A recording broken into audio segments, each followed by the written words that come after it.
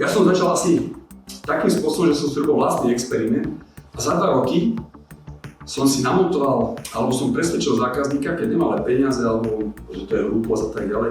Ja som tomu zákazníkovi navrhol, aby namiesto termostatu, ktorý stojí, ja neviem, 200 €, 250 €, nejaký špetný, kvalitný termostat, že nech dá internetovú bránu, nejakých 130 € plus termostat.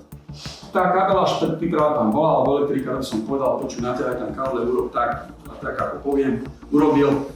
Za 250 € som urobil základnú zónovú reguláciu, to znamená jeden termostat, jednu bránu a povedzme, ak som to zaokrúhlil, že som to robil 20 ľuďom. Do 1 roka z tých 20 môžem povedať, že skoro viac ako polovina zavolala a zónovú reguláciu chcela. Ja som si vlastne vytvoril tú zákazku do budúcna a tú prácu. Verte či neverte, on si to raz za čas pozrel ten katalóg, povedal si, už mám predpripravu, mám základ, dali si dorobiť tú zónovú reguláciu do tých izieb, dali sa hlavice, dalo sa zopínanie zdroja alebo čerpadla alebo niečoho, dal si tam už tú inteligentnú zásuvku na hľadanie svetiel, alebo si dal na to hľadanie tých roliet alebo zabezpečovačku alebo čokoľvek. Už to tam mal, už si to objednal. Naozaj, toto mám vyskúšané a môžem povedať, že ešte tých ďalších 10 zákazníkov doteraz čakám, alebo sa aj že niektorí ozvali, alebo chcú, alebo niečo riešia.